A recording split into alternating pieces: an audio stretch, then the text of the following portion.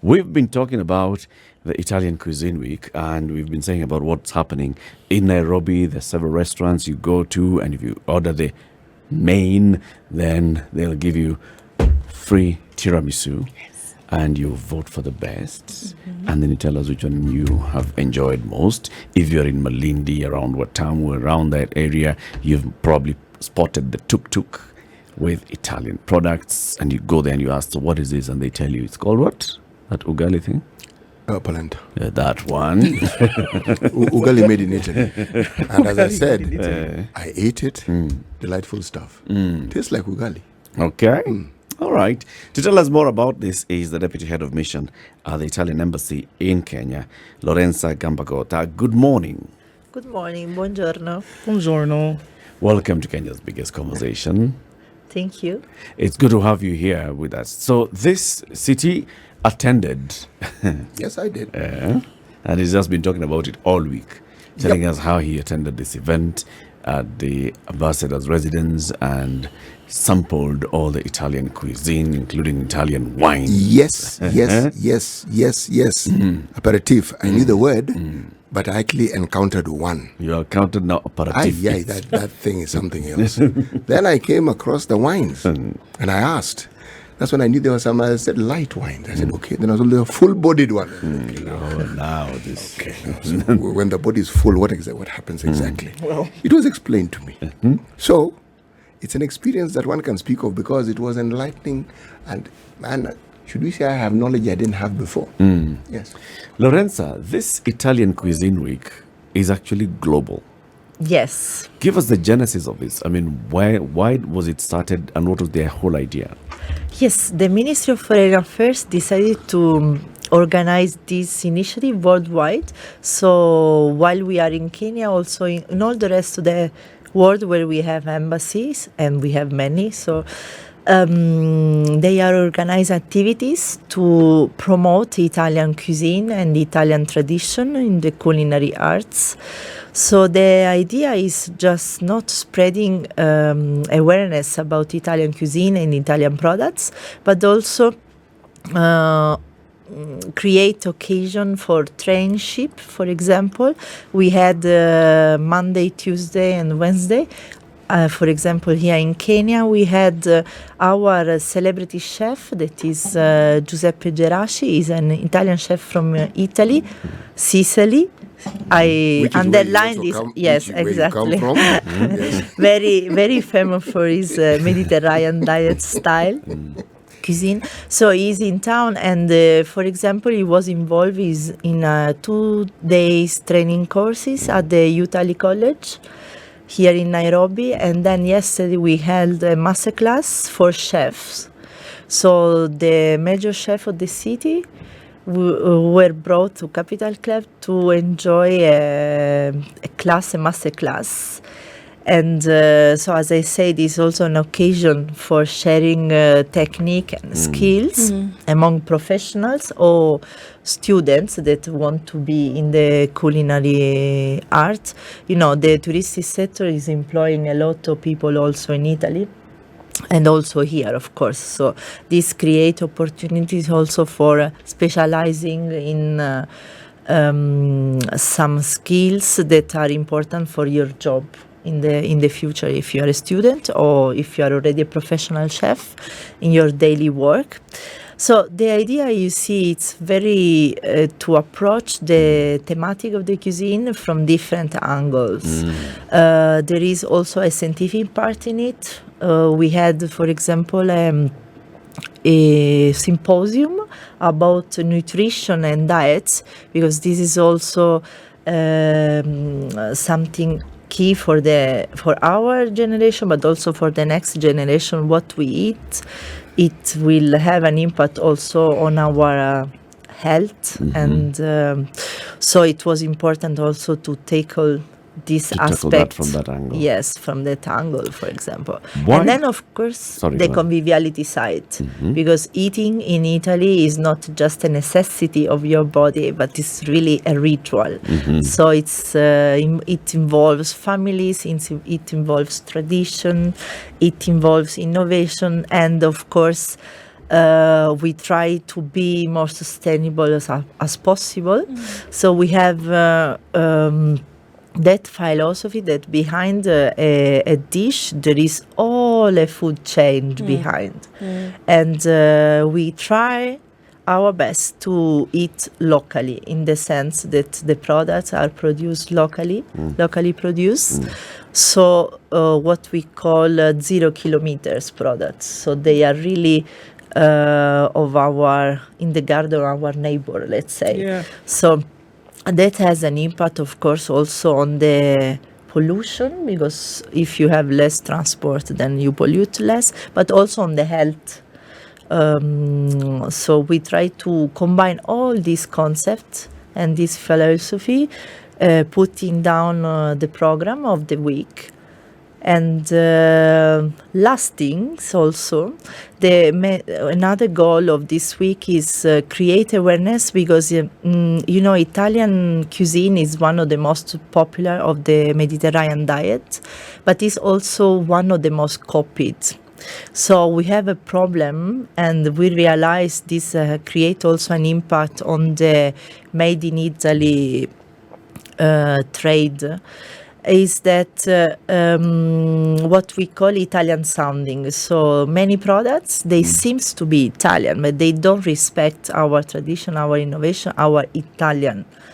So not everything that characteristics. is Italian is actually Italian. Exactly. Last year, I give you a very short statistic. Last year, out of 4 products sold as Italian, only 1 was real Italian. So Where? 3 were fake worldwide.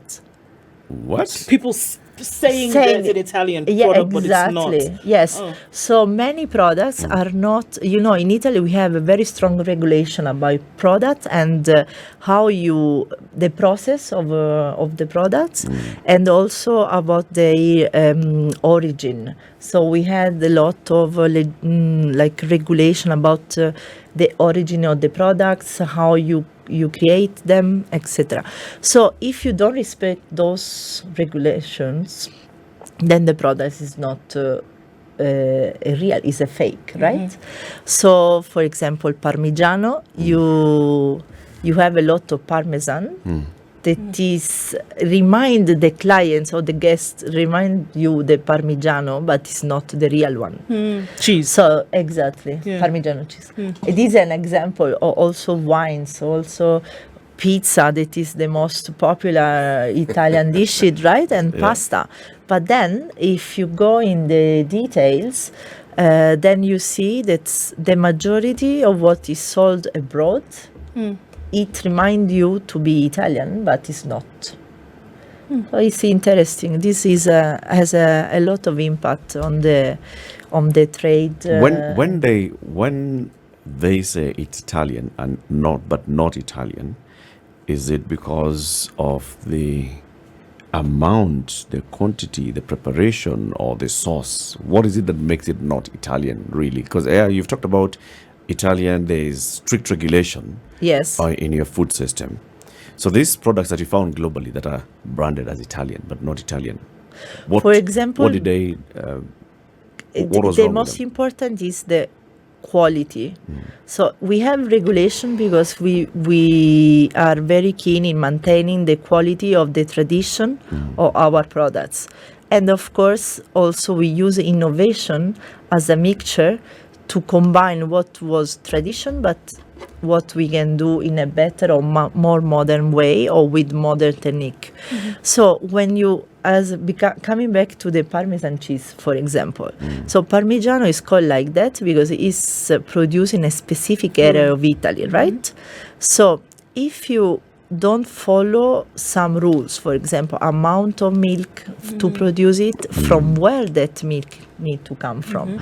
Then, for example, the salt or all the other ingredients that make the Parmigiano, then if you don't respect all these, then it's not Parmigiano, because Parmigiano is regulated by law. So by law, you have to have this. So we tried also to bring our experience in regulated food to guarantee quality of what we eat, because that is, as I said, is also linked to the health, to the nutrition, to the diet. So we try to share this, our experience, for example, in that symposium I was mentioning before. And because it's something that we did quite well. So we have many products that are protected. If I remember correctly, there are more than 350, for example, wines that are protected. We are one of the most with the most strict regulation in Europe, for example. And so, as I said, is an experience that we had that is also, we consider it is positive. So we wanted to share also with the during that symposium, for example, because I think it's also important here to have products protected that are locally produced, so you can guarantee better the quality of that products, right? And like so, coffee or other commodities, teas or others. Sure. So it goes beyond just, the flashy title of, having good Italian food. It goes beyond that. I mean, some of the things that we talk about, from that part of the Mediterranean, and how there's the longevity of life because of what you put into the food. So we're also then looking at, the preservation of culture. Yes. And so when we talk about that, then in my mind, I'm thinking, then that's why you chose food to celebrate this, because then there are so many other things that come out as a result of that. Are those along is it along these lines then that we start to think when we say, okay, yeah, when I think about pasta and pizza, it's beyond that. It's really protecting health. It's also preservation of culture. It's also getting people to see what really comes in when you're talking about the different kinds of foods that are available. Yes, and also to preserve what we have today for the next generation. Because if we don't produce and eat sustainable, then we will have problems in the next future. So we need also to take into consideration what is behind what we have in our plate. And also, we need also to consider do not waste. In the kitchen, you can waste a lot of food, leftovers, and scratches. So also, this was one of the topic that the chef introduce and discuss with the other chef and the students at the Utali College, because you can reuse the leftover and scratch from the kitchen for preparing delicious food. And this is also important, because wasting food is also wasting resources, because for that food we have used so many resources, energy and time. Yes, but there is all a chain behind that, right? So if we reduce the waste, for example, and also in this we had a specific regulation. We were the second in Europe Italy was the second in Europe of introducing a law against food waste, especially in the hotel and the restaurants. In the industry, because that is tons of waste per year per person is too much. Lorenza, in addition to this, bringing an Italian chef here and having master classes with chefs, going to Italy College and training those who are studying there, is the government, let's say, is the Italian embassy in Nairobi also organizing or thinking of scholarships or sponsoring people who'd be interested in learning more about the Italian culinary culture, to go to Italy, to spend time, to see where these things are produced, to see how they're produced, to understand the thinking behind the various regulations that you have in place, so that then people get to understand. So when you talk about people dealing with Italian cuisine in Kenya, there are those that say, actually, I have been to Italy, I have spent time preparing some of these dishes in Italy, or preparing some of these products in Italy, in the farms in Italy. Anything like that organized? So in Italy, for example, gastronomy is a degree. So it's at university level. So among the scholarship that our government is offering in general for study in Italy, you can choose also, for example, the University of Gastronomy. We have some very important, for example, close in Piemonte, close to Turin. Pollenzo University, they were involved, for example, in our symposium, some professor.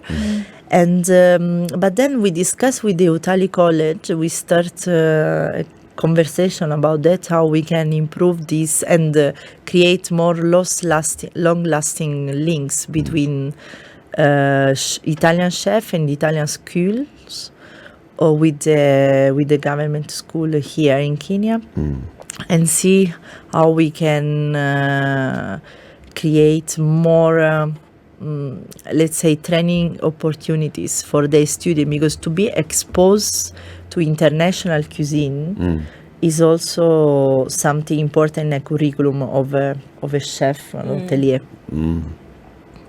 You know, one of the things that is interesting when you talk about cuisine and you talk about cuisine being promoted internationally, there's a thinking behind it. There's a reason behind it. How long has this process been? How many years has it been in effect? And from what you have seen over the years, what are some of the results that you have actually witnessed with the promotion of Italian cuisine around the world? Yes, this is the 7th edition. So we are, we launched, the Ministry of Foreign Affairs launched the ideas initially with one, let's say, objective, but now with the 7th edition, we are bringing too many components to that the initial idea that was more maybe promoting Italian food worldwide, and now it's a more comprehensive, as I said, program. And in all the countries around the world, you see that the program for the week is quite full of events that tackle the issue from different angle and perspectives. From the first edition, a lot has changed in also the commitment of the embassy to really involve also different actors and link more also with the local government where the initiative are organized, to create really not just awareness about Italian food, but a reflection about food in general and about products and how you produce and the technique, the innovation that you can bring. Now, I give you an example of one. We have organized this year also some podcasts that you can find on our social media. Right. I remind you you can follow us at Italy in Kenya. Very simple. So if you go there, you can find some podcasts also on agriculture in space. So there is, for example, here in Kenya we have a special relation with the Kenya Space Agency, because in Malindi there is the Luigi Broglio Space Center. Yeah. And so there is a professor, for example, in Italy. They are studying how to grow crops in the space, in Mars, I think, or in the moon. I don't remember now.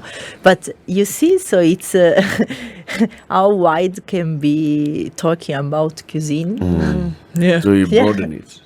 So if you are interested, It's about where you produce it. but Forget you on the moon. I don't know how to import that, but it's an example, so it's quite interesting. But of interest, when you talk about the introduction of science, I actually came across a very interesting individual. Remember that capsule that was launched and that made Kenya be known as one of the countries that actually has an interest in a satellite in space? Yes. Now, the Italian government was involved in that process, and the professor who was actually in This charge... is a job with the KU, Yes. with Kenyatta University students. Yes, and others. Now, the professor who was actually in charge of that process is now in Kenya, and he heads a department of science within the embassy. I found it interesting because I've never heard of any such department anywhere in any embassy. So it tells you how serious this growing of crops on the moon and Mars is. Can become. Looking into the future, why did the Ministry of Foreign Affairs choose culinary cuisine as the thing to promote globally, as expanding your culture, your influence on culture? Why not fashion? Why not something else? Why not arts? Why not design? Now, every year we have special days for all the things you have mentioned. So we have a special day for contemporary art. We have a special day for design. We had, for example, in October, the Italian Week for Language. So along the year, there are some fixed, let's say, dates where we celebrate some aspect of our culture. But culinary definitely is helping you to create more link with the country where you are hosted, because that is a good channel for also building bridges across people and sharing experiences and tradition. We are quite similar also with Kenyan in terms of how, for example, the family is important for us. Food family means long lunches, and it's very famous in Italy to be on Sunday. Sunday lunch is quite important. It's a ritual. It's a family thing. Yes, it's a family thing, and I think this is a connection that we have also with the Kenyan people, because also for you this aspect is important. Sharing a meal is a very important thing. Yeah, it's a moment. It's a moment that you all come together, you all share, you try not to fight, try not to, this is where you settle things and move together and feel the bonds of a family. Yeah, exactly. You say this is a very big thing in Italian culture. Yeah. Explain, give us examples. How do you mean? Because in Italy, normally you live during the week, you are very busy, with work, but also here everywhere in the sense. But Sunday is the day for the family, for family activities, and one of the activities going to see your grandmother or grandfather, and all the family reunion are really linked to some food moment, let's say. So, for example, Christmas or other celebration that we have, everything starts around the table. So, and this is a moment for conversation, is a moment for reunion. It's really a special moment. Last year, for example, there was an initiative on the Ministry of collecting pictures and photos of those reunion to see how culture changed, because in a family photo you can see, for example, the dishes that were used in that time, or how the style has changed along the years, right? So starting from that moment, you can do also an analysis about the culture, the historical part that is behind, the historical moment that the families were living in that specific period. And so you can, from a picture, you can really start with a long discussion about what was that time. And I think also here is important, is a moment for the family to be together, to be around the table.